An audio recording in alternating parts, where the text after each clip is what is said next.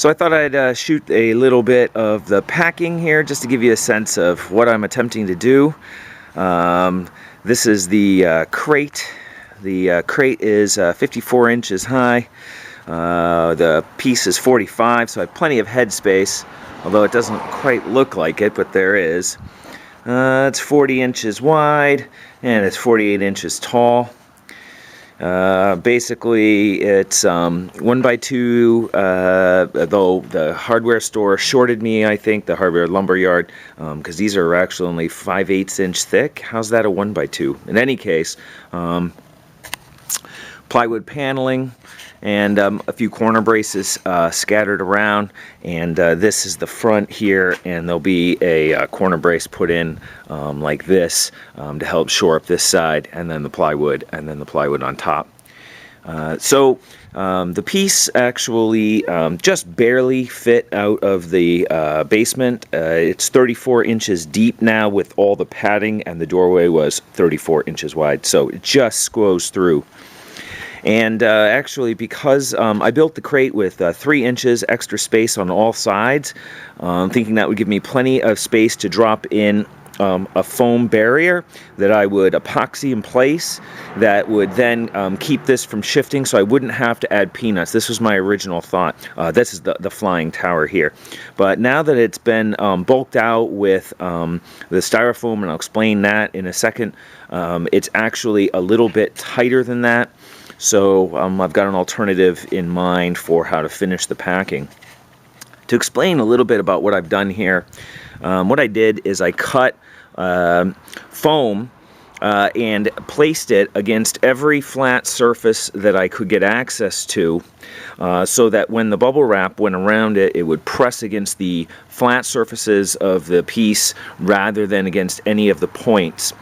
Then I actually, we can take a peek maybe inside, I ran a bracing even from the inner wall area to come out to some little bit more padding, so I can direct some of those forces even towards the interior. And then I actually finally came up with a clever solution for protecting the spikes on the tall tower. So basically these pieces are cut with a U-slot so that they rest over the top wall so they don't fall down, but they extend down against the side wall about 6 inches, and then the wrapping is against that. So all of the forces against the tower are directed against the wall of the tower rather than against the points. The main thing really that I've been concerned with is supporting the back wall and the castle. Because I inserted the castle into the back wall, the join is not as rigid as I would like. I mean, it's solid, but you know, you have to assume that this is going to be getting a lot of shaking and a lot of jostling en route. So what I've done is really just applied pressure over the top of the wall and around the sides to just snug it up as firmly as I could against the castle itself, so that the back wall and the castle are really much more reinforced together, so that when this whole thing shakes, they're going to shake as a single piece rather than having them have differential forces exerted on them and possibly fracturing the join where the castle meets the wall. And then for the small tower, I've done the same thing. Actually, I had originally packed this with cobbled together scrap pieces, and I realized that was quite an abomination of a packing job. So I stripped that all back off and then recut pieces after learning from this top piece here. Recut all these pieces to hang. Similar idea. So here you can see just how far down they hang, and they rise up about 1 inch above all of the points. So this gives it, you know, a lot of top protection. So there's really no easy way to get at those spikes with any reasonable amount of force. And certainly no twisting force, which is the real risk, because that will shear off some of the flanges. So the idea there is to prevent that from happening. So now that it's in the crate, taking a look, you can see I've got a few inches here in the front. This is about 4 or 5 inches here, but the thing is that I had to push this back to accommodate this in the corner, and it almost didn't fit actually, and it's a little snug, but there is a little bit of give in it. And so that should allow it, I want to have it have some play so that it can, adjust itself during movement. But that meant that I had to push this back and I had to push it over as well. So I've only got maybe, with all the bubble wrap adding to the thickness, I've only got maybe about a 1/2 inch gap between the bottom runner here along the side. And, Harry, investigating the neighbors. He spends as much time in their yard as he does in ours. So basically, that changed that. And let's see if we can shoot the back here. Now, this is going to be dark for the camera, but I'm sure you get some sense. And I've got about 2 inches or so in this back corner here that I can have between the very base of it and the bottom runner, because the runner sticks out a little over 1/2 inch. So what I'm planning on doing is dropping in and pressing into place cut strips of beaded styrene all along the bottom of this, and so that way it's got a pretty firm non-shifting barrier to keep it from coming up against the harder surface of the wood. And I'll do that in the back here as well, on the side here, and I'll pack that up just a few inches, because I don't want that to come up too high and then that shift, because that's more of a firm piece, and I don't want it to put pressure on areas where there's a gap. When you look at this, from the front here, I mean, there are some areas. Now, there's this stretched taut, so there's a couple inches between it and the actual material underneath. But, I don't know. I'm trying to keep it as soft as I can. So basically, I'll be inserting all that foam, shims all around the bottoms to secure the base of it, since that's the most durable bit. And this has several layers of bubble wrap, both underneath and around it. So that should protect the corners from any damage in transit. And then what I'm going to do is fill it. I'll put the front plate on, and then I'm going to fill it at least half full with peanuts. I don't really need to fill it to the top, I don't think. And actually, I'm going to lose some volume, as peanuts are going to fall into the interior, as this is not all entirely sealed, and it would be pretty tricky to seal this at this moment completely sealed. So I'll let the peanuts fall where they may, shimmy it a little bit, let them settle, top it off, and then it should be ready for transit. So I'll do probably a quick shot of the interior once I got the peanuts in. So next step here, I have attached the side.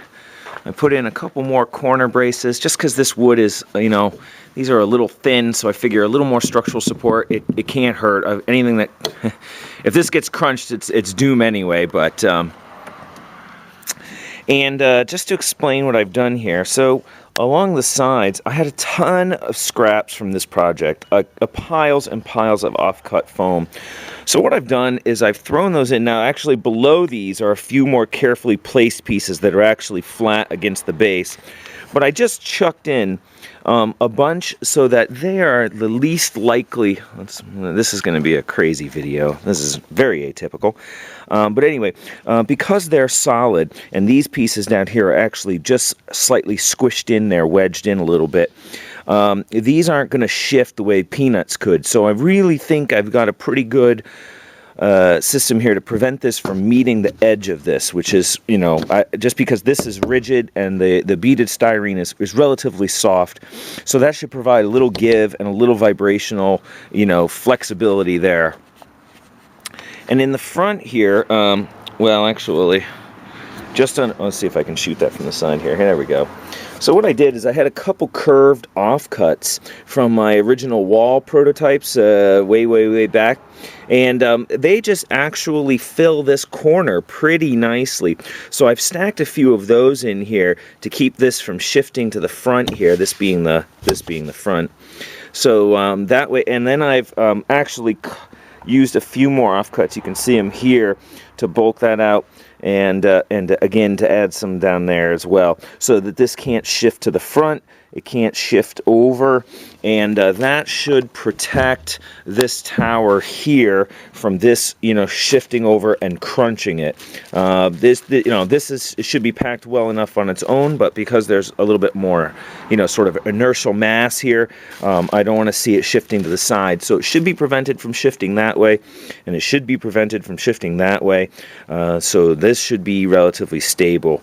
So next step here is to, I guess, add some peanuts just to give it a little bit more bulk and flesh it out just to be on the safe side. So I just added about 8 maybe so cubic feet of peanuts. These are the peanuts I'm using for more delicate projects. These are the biodegradable cornstarch peanuts. I don't use the my offcuts for this kind of a project because there's open areas. Sometimes the pink foam has hairs on it, and that, there's going to be definitely some vacuuming that's going to be needed of a few white beads out of this piece once it gets unpacked. But these are relatively clean peanuts in terms of cleaning them off of surfaces, assuming it doesn't get wet. But that fills it. As you can see here, if I add more, they're basically just pouring into the interior of the piece now. So to gain any more depth, I'd have to add probably another 10 cubic feet of peanuts, and I don't think it's going to add much more protection than what it's got. I was looking at the tower over here and giving this, let's see if I can demonstrate, I was really giving this some rocking. I mean, this is, that's a pretty aggressive shake, and luckily the crate feels a hell of a lot stronger now, having added the final side and the final corner brace there. But that seems to be pretty stable in terms of shifting, and the corner piece over there seems to be all right as well. One thing I'm always concerned about is things rising up. They sort of rise up above the peanuts, but since that's right to the floor and is relatively heavy and is actually just a little bit wedged in, I think that's going to be okay. I've been shaking this for like 5 minutes. I'm so afraid. But I feel pretty good about this. So everybody who's a fan and who's been watching this project, let's all cross our fingers that the truck doesn't get in an accident, that there's no acts of nature that sweep away this project, because I think barring that, I think it has a pretty good shot of making it. So let's hope for it, and I appreciate you taking a look at my crazy, unique first time packing in a crate for freight shipping.